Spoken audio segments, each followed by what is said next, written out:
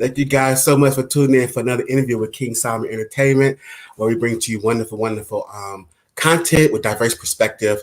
We want to thank you so much for tuning in for another interview with us here on the Philanthropy at its Best platform, which is our humanitarian platform, where we interview nonprofit organizations, foundations, and philanthropists who are doing wonderful work, changing lives, one person at a time, one project at a time. And today is no exception.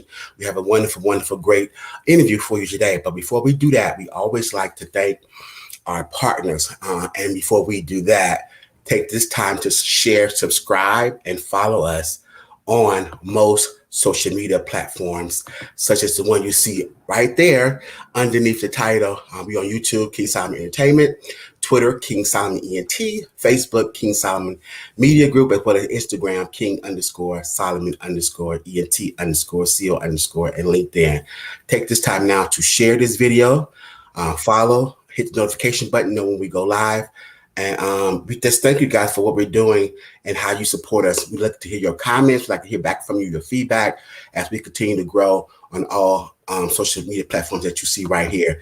If you want to support us directly, that's how you do that. You can definitely donate to the Cash App, as well as just let us know in an email, what would you like, and we'll get back to you. We want to take this time now to thank our partners. And so we'll be right back after that to start the interview.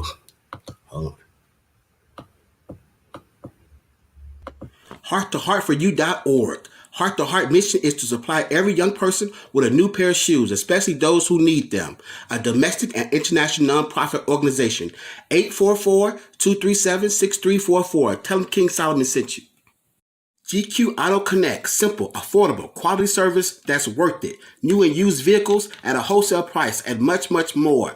310-695-2404, Culver City, California. Tell them King Solomon sent you. GQAutoConnect.com. Dr. Amanda J. Rosette, Doctor of Physical Therapy, low back, neck, shoulder pain, pain management, post-surgical rehabilitation. RosettePhysicalTherapy.com. 424-243-5261. Tell them King Solomon sent you. And there you go, guys. Thank you so much for our partnership and our sponsor. If you are interested in partnering with us and sponsoring us, please reach out to our official website, the King Solomon Entertainment.tv. Send us an email and we'll let you know how to do that. Without further ado, thank you so much. Wonderful platform, one of our flagship platforms, Philanthropy at its Best. Like I said, it's the humanitarian platform where we love to interview nonprofits, philanthropists, as well as foundations who are making a difference, who are changing lives. Today, we are so excited to have a nonprofit coach. She's a global entrepreneur. She's a global humanitarian entrepreneur. She's a public speaker. She's a nonprofit coach. She's a strategic business planner. She does all things to nonprofit. We're so excited to have Kamila Brown Washington with us today.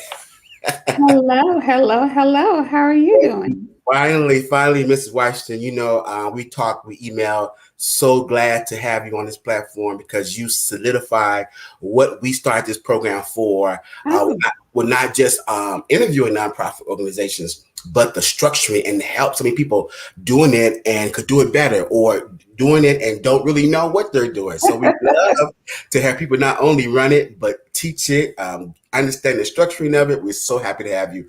Did I leave anything out in the intro? If I have, please add to No, not that I can think of, no.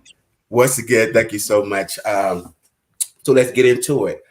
So where did it start for you initially in nonprofit? Did it start with structuring from the beginning, or did you start a nonprofit and found out later you wanted to also teach it? Like, how did it start for you?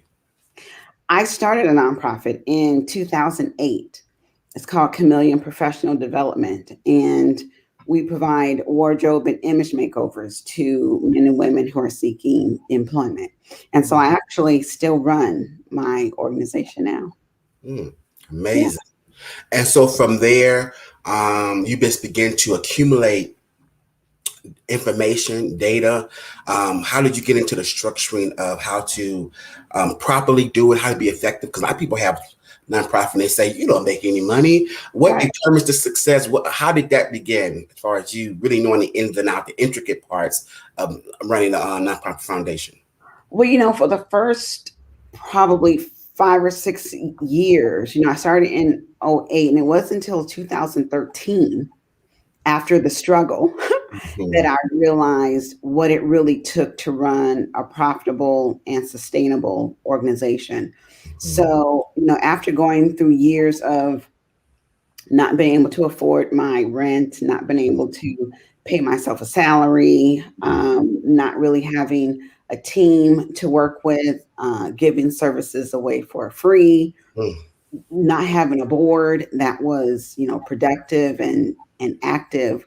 After all of that, um, God blessed me with an opportunity to partner with another organization here in Atlanta, and they asked me to relocate my organization into their building. So they donated about 6,000 square feet of space to me.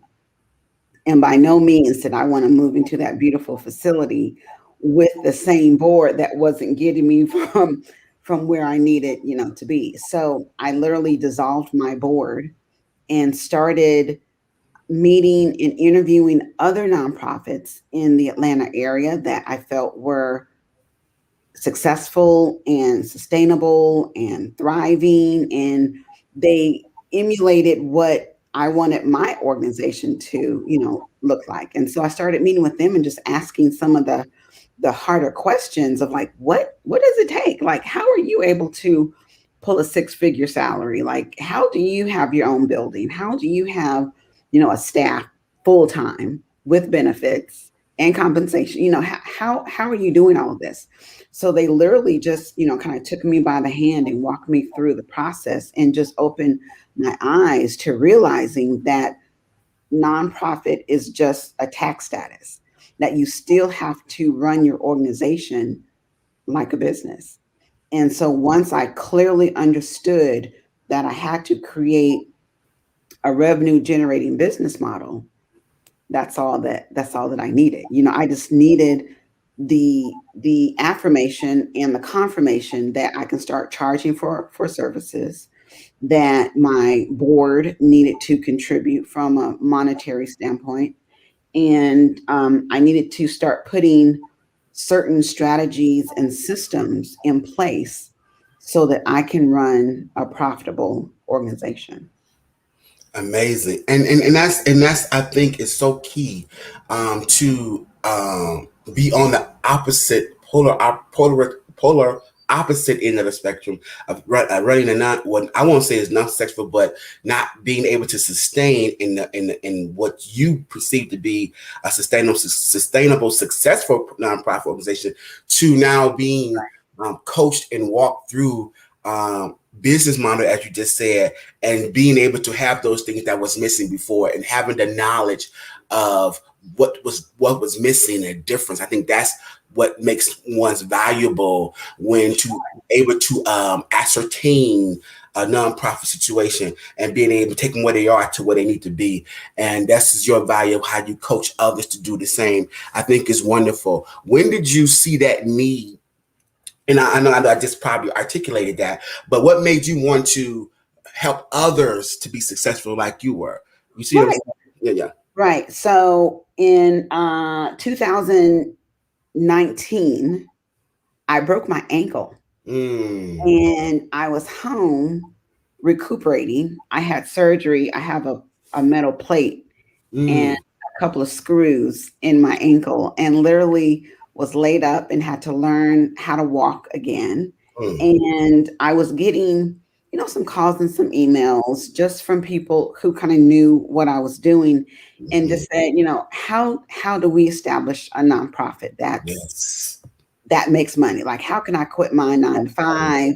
How can I recruit a board? So forth, so on. And so, as opposed to working with them individually, I just started a group coaching program, really just because I was bored. because I was bored, to be honest. And, it just led from one thing to another. It just grew. And I realized that I was able to attract those who could identify with my story. I Mm, was able to speak the language and the pain and frustration that many other nonprofit founders were experiencing.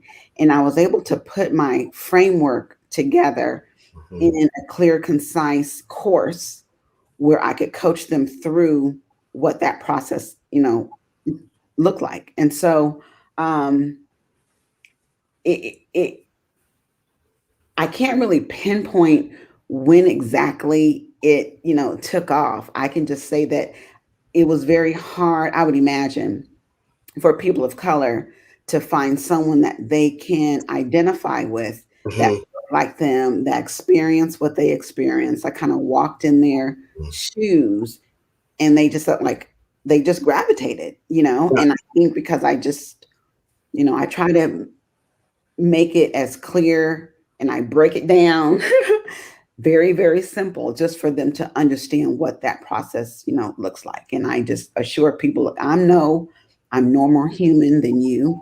I have Yes. no special favor with God. We all have our blessings, but you have to work your organization and lead your organization with order, and Mm, you have to put a plan, systems, and strategies in place. And I think once they start being able to connect the dots, they realize, oh, mhm. it's just a regular business. Yes, this is just a regular Yeah. business. Yeah. And Yeah. anyone who's in business, they clearly know Yeah. you're not going to last long if you're not generating a profit. So No, absolutely. And so, and that's so wonderful that you said that because lots of times it's the mindset of what they perceive that a nonprofit was, and they don't have the proper information about what it actually really is right. under the 501(c)(3) corporation and how to incorporate the structure of the business. And it's important, it's imperative not to mix up services with free services and that whole mix up and how to properly line it up. But what are some of the biggest challenges when people come in and they have that old way of thinking? What is one of the things you get them to do to like, okay, forget about what you think it is. Let's start from scratch. And like, how is it hard for them to really, or is it easy? Because it's like, okay, let me wipe away all that and let's start over. So is that easy to do to get them to, think differently? I think it's a little challenging for them initially because society has um, created these misconceptions or their own perceptions of what a nonprofit should look like, feel like, operate, so forth, so on. And there is a distinct difference between running a nonprofit business and running a nonprofit ministry. Mm-hmm. And a ministry, yes, is Mm-hmm. free services. But when you're running a business, any type of business, you're going to have to generate, revenue. And I think once I was able to clarify the difference between the two and really kind of give them permission to start charging a fee for their services, I think Mm-hmm. it just became liberating for them. Yes, yes, yeah. And I That's a think big most of thing. them, that's where they had these light bulb moments. Yes, Oh, yes. I get it. Let's focus. I want to focus. Also, bring attention to when you do a comparison of or analysis of the successful and the sustainable nonprofits in which we know of. Don't want to start naming, but it's a lot of ones that are very successful and they have a huge endowment. And I know part of it is the structuring is correct, but also the branding, the name, and the history. How important is that when you teach that to foundations and nonprofits is to know that your reputation, your services, and your integrity also plays a huge part in your success as well and in your ongoing success. What do you say to them about that regard in that instance?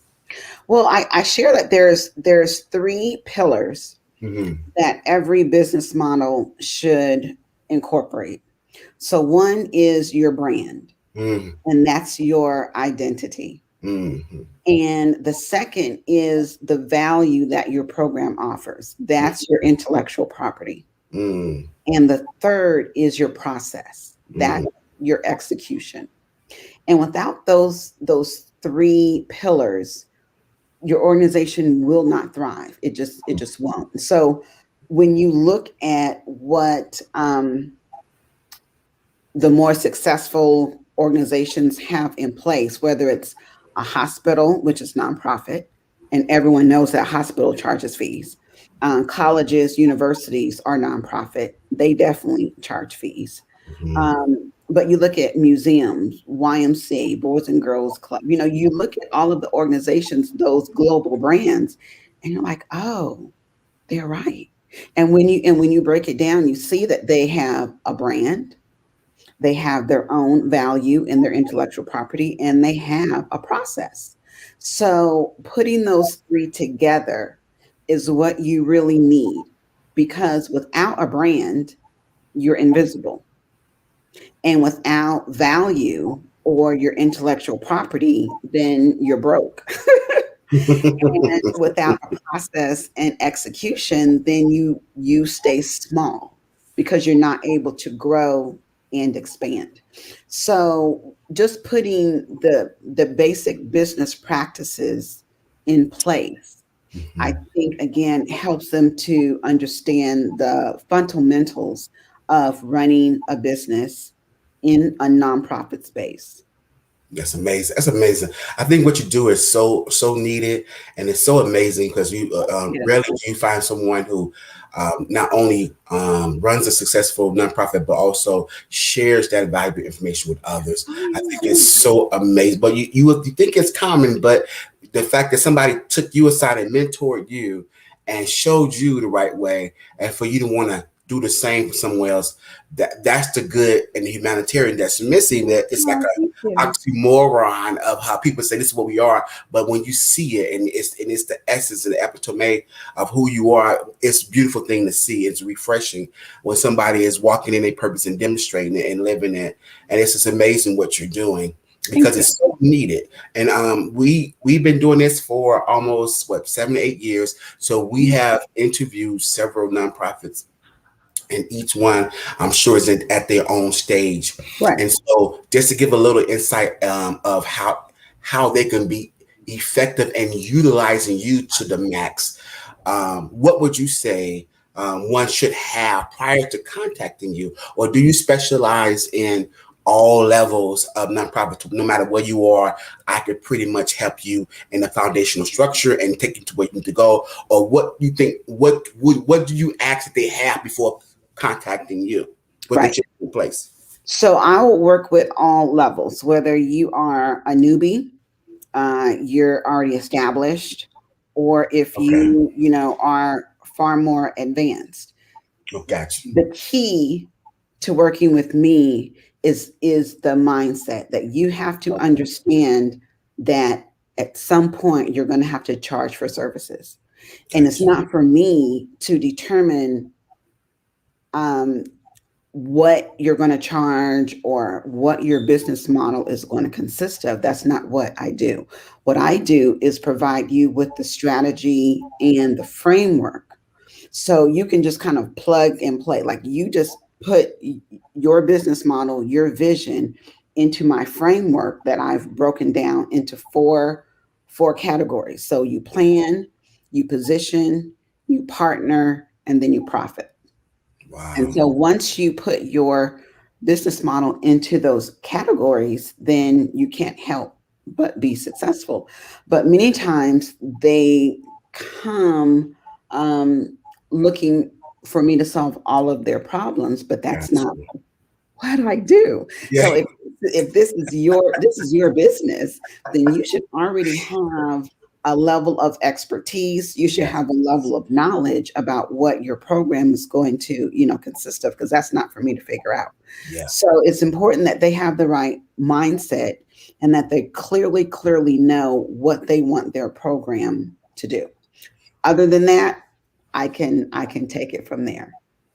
No, it's amazing. That's why I ask what I ask. I see people at different levels and I in different stages, and I hear everything. So that's why I say what you do is so valuable because you turn the light switch on. It's like it happened for you. The light switch is turned on, but you gotta bring something to the table for you to work with. And lots of times it's those trial by error mistakes and those I just hit these brick walls. It's not working. But when you get that proper structure and a proper framework, the lights come on, but you have to have that experience of trying and putting the work in. So that's why I say, in order to utilize someone with you with the knowledge, how to be effective in that, and how to make those connections is definitely knowing something about it and having it in fact. So that's why I say so important. That way they won't waste your time, they won't waste their own time. That's why I asked that question. So please let's just sum up.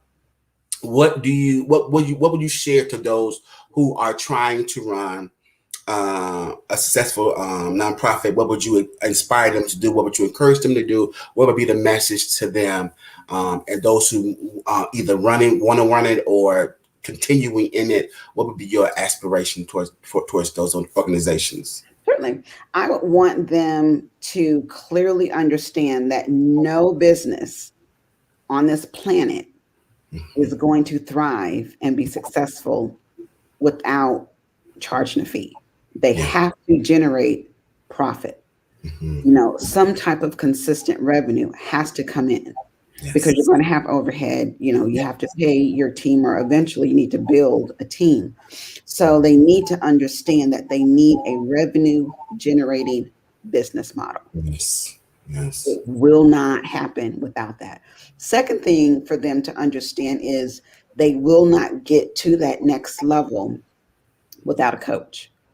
Whether it's me or anyone else, it doesn't matter. But they need to gravitate to someone that they can identify with, that can speak their language, that can speak to their pain points, that can clearly understand and walk them through the necessary steps, because they don't know what they don't know. And because they don't know what they don't know, they won't know what questions to ask, and they won't know the most effective way to utilize their time so that they can be the most productive. And that's what a coach will do. A coach will help them, navigate through some of the minutia so they understand, like, that's not the best use of your time. You should be focused on this. That could be delegated. That can be automated. That can be eliminated, whatever that happens. I love it. That's what you need a coach to do, to delegate, automate, and eliminate. That's it.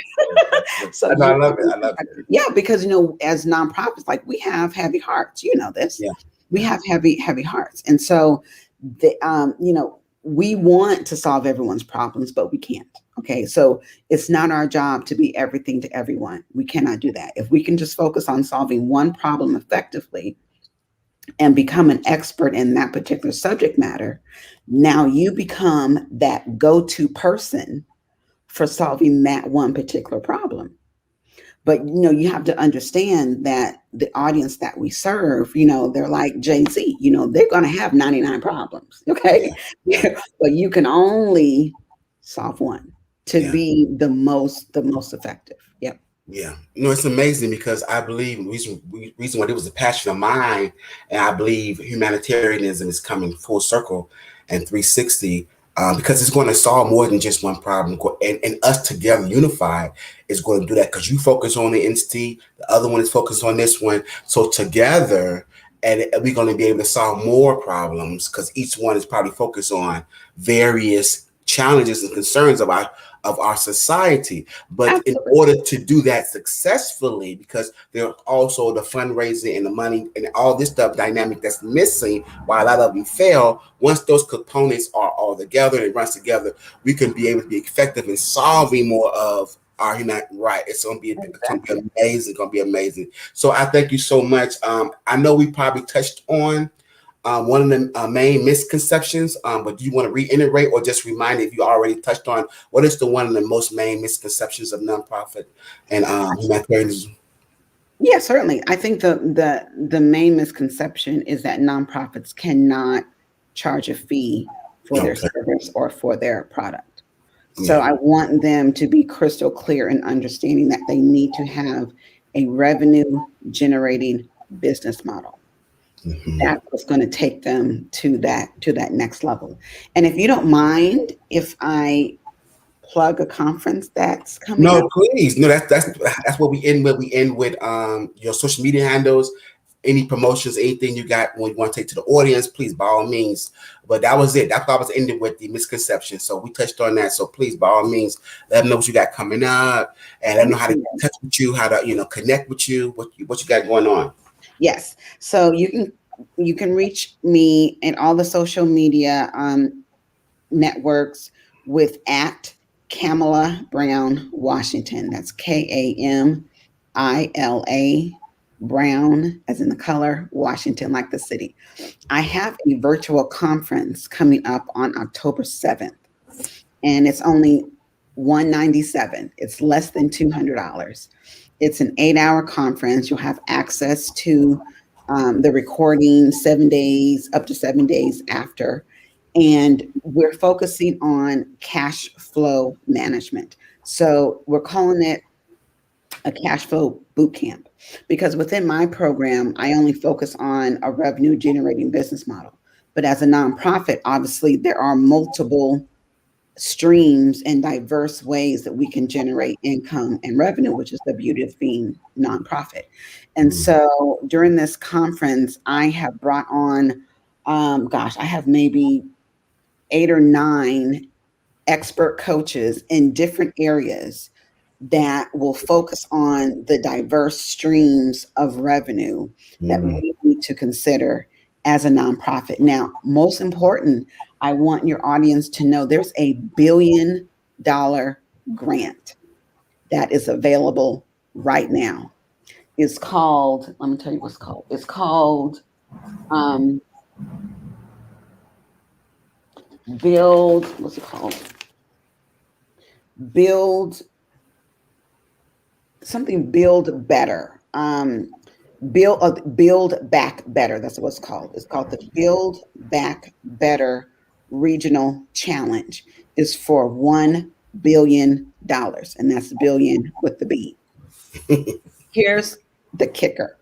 Um, you don't have to be a 501c3. You do have to be a nonprofit, but you don't have to have your tax exemption. And two, you don't have to have an audit. Can you believe it?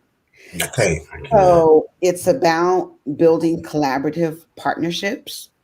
And I have an expert coach who is going to be in our conference, and we're literally going to talk and walk through how to position your organization to receive a piece of this $1 billion grant. But it's coming up soon. It's coming up.